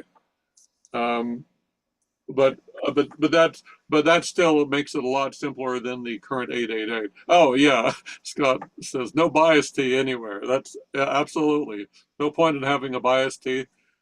But you could actually use the current source and get away with that. And also, what was the other one? If you, The attenuator. well, no attenuator, and it would take a bit of looking into to see if you could get away with it. See if you could reasonably get away without using the internal ferrite transformer that's in there. I mean, if you look at the individual data sheet for the VGA that they use, the 8 analog devices VGA, the data sheet talks about using a single-ended or capacitively coupled. You lose 6 dB a gain, and presumably you take a bit of a hit in the noise figure, but I don't know how bad that really is. I mean, but then again, if your use case is never for it to operate below about 50 kilohertz or 20 kilohertz, then the transformer is fine. But the transformer is a source of weebly wobblies. When I checked before and after removing the bias Ts, the gain varies by a couple dB when you get much. So the geometric center of the stable gain on the 888 is around 10 megahertz, but if you get much above 30, it drops off. And I attribute that probably mostly due to the transformer. You're talking about the little transformer that's in the 888. In the And the whole purpose of that is the VGA chip, whatever the hell it is. I'd have to look. I have a dead 888 here that I've been using for engineering that Rob sent me. It's the 8370. It has 200 ohms differential input impedance. Okay. That's why there's a 4-to-1 transformer in there. But the same data sheets describe you can use it without that if you don't mind taking a bit of a hit in gain, because it provides you 6 dB voltage gain because it's differential and all that. But one of the things I wanted to try doing on one of mine, I have an extra 888 here, just removing the transformer and replacing with some 0.1 or 1 mic caps and running it and see how bad it really is. Well, some of these, especially these latter things, are beyond what I'm set up to actually measure. Well, I probably have the tools, but I don't know how to use them well, and I'm not well situated to really evaluate the goodness of some of those ideas. Right. So I'm going to kind of stick to the straight and narrow. Right. Yeah, I mean, meaning the data sheet from A to D. Right. Yeah. The LTC. I mean, but keep in mind the attenuator on board, the Peregrine Electronics attenuator, and the transformer. Those two conspire to add about 2.5 dB of loss in front of the VGA off the top. But the the 83, 8370, I think. yeah, and that can stay. Well, that actually can attenuate. The 8370 is not a bad chip. You can actually run it. You can actually. I don't know why there's an attenuator there, because unless you had. I'm trying to find the use case that any ham would run across where the attenuator would be useful. Well, the original design, the old designs actually have an LTC 6400.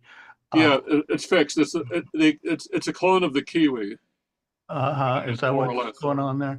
And by all Right. accounts, that's not a very good choice, or at least.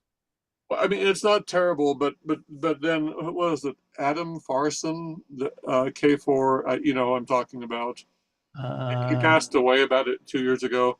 He did a test. He did an RMDR test of a bunch of available ones. He tested the Kiwi and found the RMDR to be pretty bad. And he attributed that in his article to the analog devices op amps that the Kiwis use. I don't know if the 8370 is much better that way. Because I'll probably discuss that with Tom and see what he thinks on that account too. I'm certainly getting rid of the Peregrine. I'm certainly getting rid of some of the old, front end circuitry that's in there, and going pretty much by the data sheet. And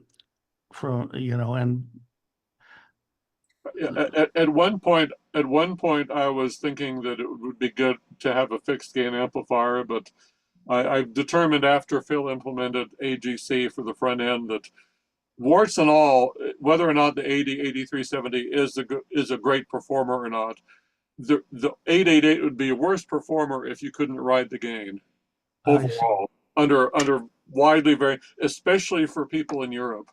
Okay. Well, Europe is a disastrous RF environment. People have 500 kilowatt shortwave stations, one hop from them, 80 and 40 meters. I know very well. I was over there in the 90s. Yeah. When the old just up the road a ways was the over the horizon radars, made out of miles and miles and miles of baling wire. Those big things, and they were just, there stuff like that stuck everywhere, and nobody knows what it's not as bad now, but those days it was really secret. Everything was secret. So Uli, one of the people on the Whisper Demon call, he's measured over 0 dBm coming off his antenna terminals from Radio Romania or something. Yeah. And when the Russian woodpecker was around, I used a Hustler mobile antenna, which had actually made a decent 10 meter HF antenna. I could hear the Russian woodpecker on my handy-talkie on 2 meters because that antenna was overloading the front end of my handy-talkie. But I do remember the Russian woodpecker being 60 over here in Utah more than once. Just clobbering everything. There's some sorry. Go ahead. Speaking of band conditions, anybody's interested, 6 meters is open right now. I recently added that to my list when I got Paul's filter, which I put in. I'm sure he's not here tonight, but I did send him emails saying it does work. I set my clock rate up. I put in a new filter, and I'm listening to California Highway Patrol around 39 megahertz and a surprising amount of 50 megahertz FT8. Oh, okay. I'll have to fire up. Right now it's all over the western U.S. from here. Oh yeah, I just brought up 6 meters on northern Utah, and on the calling frequency, you just heard a voice before I muted it. But yeah, it was 2 meter FM on 125 on 50.125, and I see a number of beacon signals too. Yeah. But yeah. I also put in all the 6 meter repeaters. Let me see if I've gotten anything there. I listen to it. Why not listen to every FM channel? Okay, yeah, yep. Yeah, you listen to every FM channel for the same reason dogs lick themselves, right? Exactly.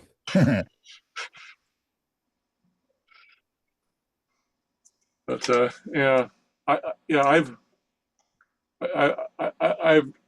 had what CW Skimmer and FFTA 4 and 8 and Whisper on 6-meter decoding for about 6 months now, and the past couple of months I've gotten something well outside of Utah almost every day, but very little Whisper stuff I've noticed.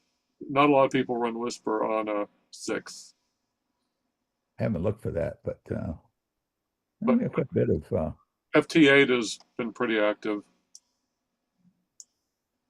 I just added 8-meter support into Whisper Demon for the Europeans. Well, I mean, if you're into northern Utah, just turn it on because it does have some gain there. And I designed the filter so it's not totally deaf at that frequency. Yeah. Let's see. Apparently, I've got a lot on 51,160 FM. I'm going to go listen to that. I don't know where that is. I listened to FM a while ago when I had to develop a receiver to it. I really didn't hear that much. So I didn't put it on my list of bands to go NSA on. Well, having lived back east, 6 meters is almost a totally different band than it is out here out west. When I lived in central Pennsylvania, one of the big things is you were within simplex, in quotes, distance of like 50, 60 million people. Yeah. At least, or probably more, probably closer to 100 million people. So I remember on 6 or 2 meters, I could just call CQ on CW almost any random day and get somebody to come back at me after a few minutes from somewhere on the eastern seaboard or the eastern US or the Appalachians, somewhere. And that just doesn't happen out here in the middle of nowhere, Utah. We're a bit too far away from the population centers east for single hop, and we get Pacific Northwest is about all Texas and Pacific Northwest is usually what we hear, and maybe LA basin or something, but I don't know where these people are going to be. Listen on 10-meter FM too, and not that often, but I do listen for it. Occasionally a few repeaters come in, but you know how most repeaters ID excessively often, while on 10 meters, they never seem to identify often enough. Oh yeah. I just unmuted, and yeah, this strong 6-meter station here is an X-ray echo too. Yeah. I think he's down the southern tip of Baja. That's the one I'm thinking of. Okay. Well, it's basically all Baja. He's the only voice signal that I see, but I see beacons coming and going. Where are the beacons on 6 meters? Between 05 and .1, more or less. Oh, wow. I don't know. I don't remember what the beacon subband is, but they're all below. All the US ones are below .1.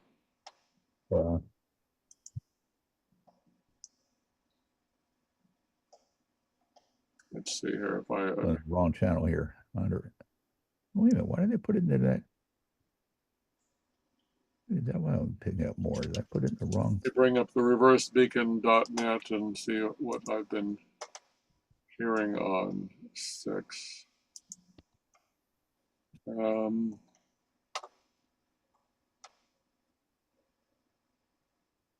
Which okay,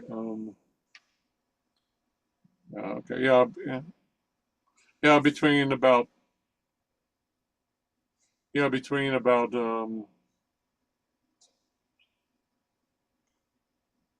I don't know exactly where the subband is. Now that I think about it. For what mode? For beacon on yeah. on 6. I mean, it's definitely below .1, but I don't know if it extends all the way to .0 or not. Have to look at the FCC rules for that.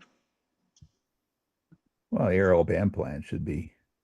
Well, Yeah. it doesn't tell you where the beacons are, unfortunately.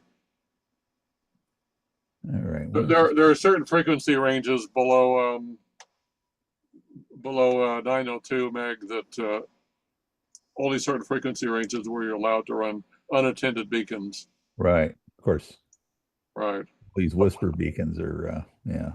Yeah, they're yeah. Technically, yeah. MEPT. Oh, I see the problem.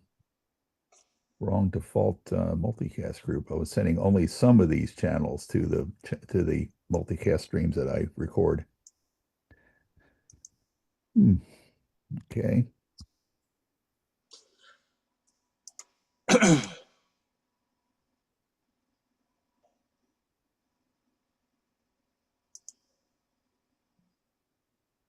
Yeah. Yeah, when you have so many channels to receive, it's easy to lose track of them all. Yeah. Oh yeah. Phil, I had this occasion with the Austrian guy who's doing the 8 meter. He'd put in all three, he was trying to listen for whisper FT4 and FT8 all on the same 40 megahertz channel. Yeah. And of course the SSRCs, you increment the second and third one by 1 hertz so that you have different SSRCs for Right, right. So what I did was is I just changed the transmit frequency in radio.comp for FT4 and FT8 by 1 hertz each. I figured you would the FT4 and 8 decoders would track that change, and Wait a the minute, wait a minute. frequencies would be off by 1 Yeah, hertz. the SSRCs are now irrelevant. The frequencies are passed through in the metadata. It's just that the default SSRC is produced from the frequency. But you keep in mind you could make the same frequency represent different SSRCs. Correct. Well, there's one SSRC is a channel ID. You can't change it. You have to close the channel and create another one. But that channel can be tuned anywhere. Yeah, well, I understand. I just that to be compatible with your FT4 and 8 decoders, okay? Yeah. Your recorder program, PCM record, needs to be told what SSRC to listen for to create the wave files, and now. See, I don't do that. I don't do that. It just listens and records everything. But where is the wave file put? Well, puts into the current directory or into a directory hierarchy. It's your option. Well, But the name of the directory is SSRC based, isn't it? No. But not anymore. No. Well, no, not when using JT modes. The JT modes, it just puts into the current directory. Well, all I wanted an argument that you specify. Okay, well, all I'm trying to do was to make it compatible so that your FT4 and FT8 decoders could find the wave files. So I didn't, Well, I mean, I've done that. I mean, it can handle a whole directory hierarchy if you want. I'm just trying to. I don't know how to configure everything. I'm just starting to integrate your latest stuff. I've been working on this pretty heavily over the last few days. So it would be. I think I was able to make that 1 hertz change. I just changed the RS. I had 3 streams.